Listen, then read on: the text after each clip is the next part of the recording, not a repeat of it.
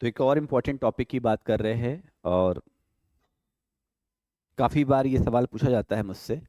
और बच्चे क्लास में जब आते हैं तो ये बार बार पूछते हैं, सर तैयारी करें कैसे, कैसे प्रिपेयर करें और कैसे क्रैक करें हम आईएएस के एग्ज़ाम को या यूपीएससी किसी भी एग्ज़ाम को हम कैसे क्रैक करें। और बताना भी अच्छा लगता है क्योंकि आप 12th पास करके या ग्रेजुएशन पास करके आते हैं, तो 12th और ग्रेजुएशन के बाद जो यूपीएससी की जर्नी है थोड़ी सी अलग हो जाती है। तो आज हम कुछ बातें करेंगे, बहुत लंबी वीडियो नहीं होगी, परेशान मत रहिए। ये वीडियो होगी आपके कुछ इंपॉर्टेंट पॉइंट्स पर, फोकस्ड पॉइंट्स पर कि हम कैसे कर सकते हैं, आईएएस का एग्जाम कैसे क्रैक कर सकते हैं। तो सबसे पहले मैं कहूँगा कि आप अपने जीपीएस को फोकस करिए। इसके पहले भी मैंने एक वीडियो बनाया है कि हम आखिर कौन सी 3 गलतियां ना करें या हम वे कौन कौन सी 3 गलतियां करते हैं। तो आइए देखते हैं सबसे पहले हमें क्या करना चाहिए। अगर हमें आईएएस बनना है तो हमें क्या करना चाहिए। तो हमें ये करना चाहिए कि हमें सबसे पहले अपना जीपीएस क्लियर करना चाहिए, यानी आपको अपना सिलेबस जानना चाहिए। अगर आप अपना सिलेबस जानेंगे तो आपको पता चलेगा ना हमें क्या करना है, क्या पढ़ना है, हमारा रोड मैप क्या है, किस रास्ते से हमें जाना चाहिए।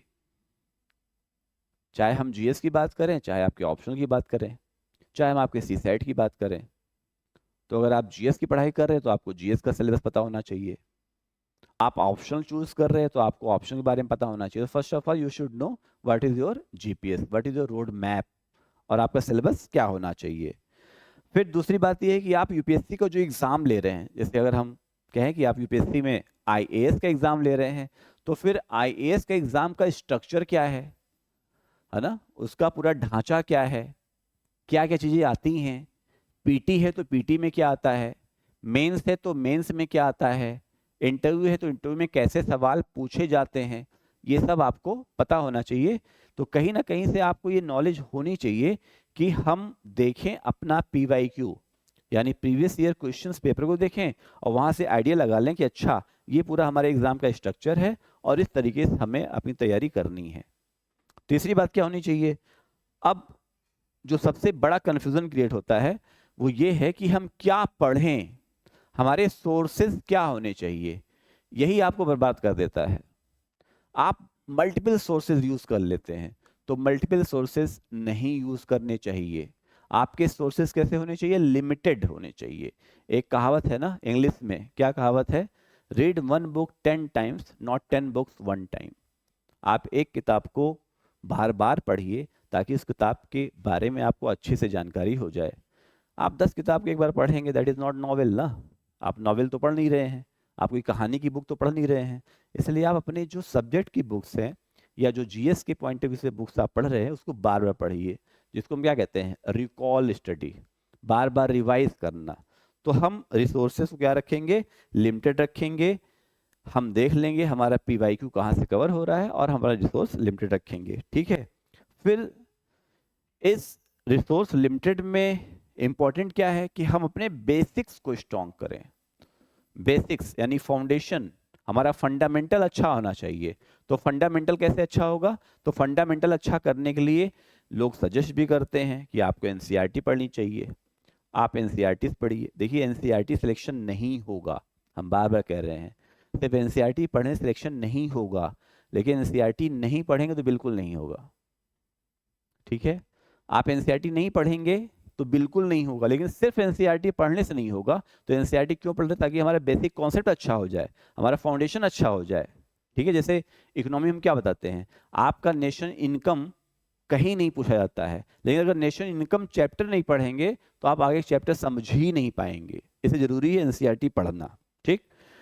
जब एनसीईआरटी आपने पढ़ लिया तो फिर हमें क्या करना चाहिए, फिर हमें देखना चाहिए कि अच्छा अब हम थोड़ा देखते हैं एग्जाम में पहले आता क्या है।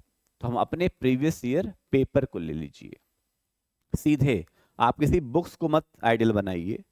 आप यूपीएससी की वेबसाइट पे जाइए, वहाँ पर आईएएस के, है ना, सीडीएस के, एससीआरए के बहुत सारे पेपर पड़े हुए हैं, पीवाईक्यू, उनको प्रिंट आउट करिए, उनका प्रिंट आउट निकाल करके उन्हें सॉल्व करिए। लेकिन जब आप बहुत सारी ऐसी खतरनाक किताब ले लेते हैं, घटना चक्र, दुर्घटना चक्र, दृष्टि, कुदृष्टि, तो वो सब किसी काम की नहीं है।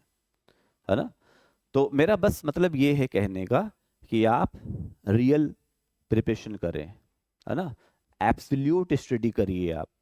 यानी आप सीधे जाइए यूपीएससी वेबसाइट पर, वहाँ से आप पीडीएफ डाउनलोड करिए और पीडीएफ डाउनलोड करके इन पेपर को सॉल्व करने की कोशिश करिए। फिर क्या करना होगा, आपको एक ऐसा स्ट्रक्चर बनाना होगा अपने टाइम का, यानी टाइम मैनेजमेंट बनाना होगा। आपको पता चल गया अब पी में क्या क्या आ रहा है, PYQ में कैसे क्वेश्चंस आ रहे हैं। तो अपना रियल टाइम मैनेजमेंट, हमारे एक वीडियो है हाउ टू टाइम मैनेजमेंट, हम कैसे टाइम मैनेज करें उसे देखिएगा अब जा करके। तो यहाँ पर हमने आपको बताया कि आप रियल टाइम की बात करिए। हो सकता हो बहुत सारे सब्जेक्ट्स हैं, कुछ सब्जेक्ट्स आपको अच्छे लगते हैं उसमें वो आप जल्दी कवर कर लेंगे, कुछ सब्जेक्ट टेक्निकल होंगे जैसे इकोनॉमी टेक्निकल सब्जेक्ट्स है, ज्योग्राफी टेक्निकल सब्जेक्ट्स है, तो यहाँ पर आपको ज़्यादा टाइम देना पड़ेगा। तो फिर कैसे करें, आप सिर्फ इसकी बात मत करिए कि मैं इतने समय में ये खत्म कर लूँगा, no, this is bad tendency. किसी भी विषय को खत्म नहीं करना है, आप कितने समय में कितना समझ सकते हैं ये इंपॉर्टेंट है, ना कि ये इंपॉर्टेंट है हम कितना खत्म कर लें। खत्म करने को तो आप बहुत कुछ खत्म कर सकते हैं, 1 महीना पढ़िए सब खत्म, उससे कोई फायदा है नहीं। तो इम्पोर्टेंट क्या है कि हम उस समय में कितना अच्छा सा समझ सकते हैं। फिर एक और जो इम्पोर्टेंट बात होती है वो है करंट अफेयर्स की, है ना। तो आप सारे पॉइंट नोट करिएगा। तो 7वां पॉइंट क्या, करंट अफेयर्स। क्या करंट अफेयर्स हमारे यूपीएससी की जर्नी में बहुत इंपॉर्टेंट है, कितना सिग्निफिकेंट है इसकी बात करेंगे। यस, बहुत इंपॉर्टेंट है, सारे पॉइंट ऑफ सब्जेक्ट्स के लिए इंपॉर्टेंट है।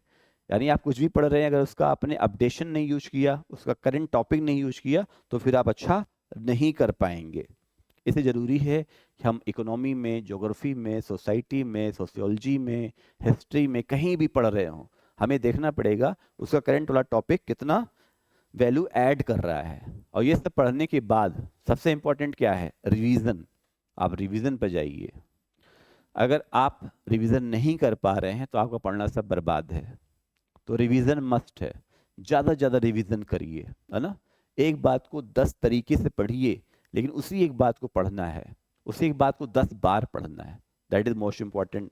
फिर क्या करना चाहिए हमें, फिर जब आपको लगे कि अब हमारा सिलेबस कवर हो गया है, हमने PYQ देख लिया है, अपने टाइम में सब कर पा रहे हैं, तो फिर आपको क्या करना चाहिए, एक अच्छी टेस्ट सीरीज या मल्टीपल चॉइस क्वेश्चंस पर जाना चाहिए, ताकि आपको पता चल सके कि अब हमने जो पढ़ा है हम कितना सही कर पा रहे हैं। तो हमें मल्टीपल चॉइस क्वेश्चंस के प्रैक्टिसेस करने चाहिए, और साथ साथ MCQs आपको नए खुद से बनाने चाहिए।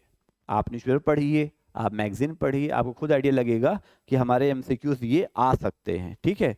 ये मोस्ट इंपॉर्टेंट है। ये तो बात हो गई पीटी के लिए। इसी तरीके से हम मेंस के लिए भी कर सकते हैं। तो मेंस के लिए भी हम क्या कर सकते हैं, अपने प्रीवियस ईयर क्वेश्चंस की प्रैक्टिस कर सकते हैं।